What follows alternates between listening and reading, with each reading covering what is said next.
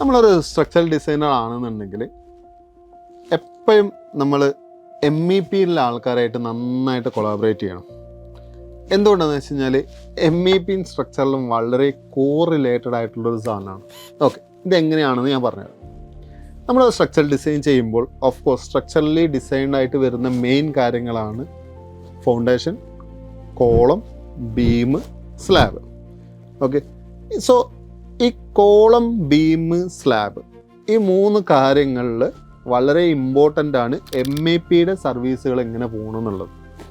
എന്തുകൊണ്ടെന്ന് വെച്ച് കഴിഞ്ഞാൽ നമ്മളിപ്പം just look at top slab കാണാം. സ്ലാബിൻ്റെ മുകളിൽ കൂടിയാണ് ലൈറ്റിങ്ങിൻ്റെ വയറിങ് പോവാം. ഓക്കെ, പൈപ്പ് ലൈൻസ് പോവാം. ആൻഡ് സം ഏരിയാസ് സ്ലാബിൻ്റെ ബോട്ടം എല്ലാം ടോപ്പിൽ കൂടിയായിരിക്കും പ്ലംബിങ്ങിൻ്റെ പൈപ്പുകൾ പോവാം. അതുപോലെ തന്നെ HVAC AC-യുടെ ഡക്റ്റുകളും ഇങ്ങനത്തെ സാധനങ്ങളൊക്കെ പോവാം. സോ ഇതിങ്ങനെ പോണ സമയത്ത് മേ ബി MEP എൻജിനീയേഴ്സിന് കോർ കട്ട് ചെയ്യേണ്ടി വരും. ഓക്കെ, കോർ കട്ട് ചെയ്യുന്ന പറഞ്ഞാൽ ബീമിൽ കട്ട് ചെയ്യേണ്ടി വരും, അല്ലെങ്കിൽ സ്ലാബിൽ കട്ട് ചെയ്യേണ്ടി വരും, സംടൈംസ് കോളത്തിൽ കട്ട് ചെയ്യേണ്ടി വരും.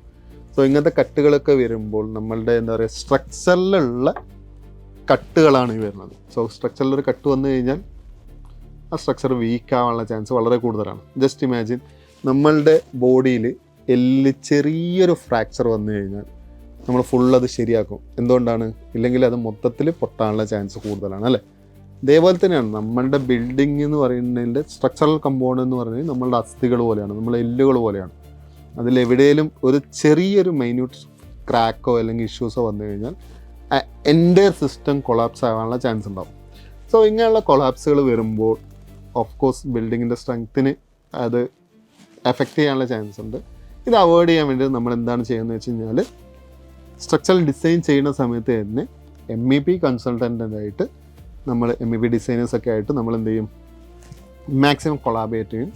നമ്മൾ കോളത്തിൻ്റെ പൊസിഷൻ ആണെങ്കിലും ബീമിൻ്റെ പൊസിഷൻ ആണെങ്കിലും സ്ലാബിൻ്റെ സൈസ് ആണെങ്കിലും ഒക്കെ ഈ MEP സർവീസിന് കണക്റ്റഡ് ആയിട്ട് അതിലെങ്ങനെയൊക്കെയാണ് നമുക്ക് സപ്പോർട്ട് ചെയ്യാൻ പറ്റുക എന്നുള്ള രീതിയിലായിരിക്കും നമ്മൾ സ്ട്രക്ചറൽ ഡിസൈൻ ചെയ്യുക. അങ്ങനെ ചെയ്യുമ്പോൾ മാത്രമാണ് നമ്മളുടെ ബിൽഡിംഗ് ഒന്നും കൂടി സ്ട്രക്ചറലി സ്റ്റേബിളായിട്ട് നിൽക്കുള്ളൂ. ഇല്ലെങ്കിൽ എക്സിക്യൂഷൻ ടൈമിൽ എന്താവും, അവിടെ ക്രാക്ക് വരും, ഇങ്ങനത്തെ പ്രശ്നങ്ങൾ വരും, സ്ട്രക്ചർ ഫെയിൽ ആവാനുള്ള ചാൻസുകളുണ്ടാവും. So whenever we are doing any structural design, it's better to collaborate with the MEP team and avoid unnecessary core cutting and cracking and all.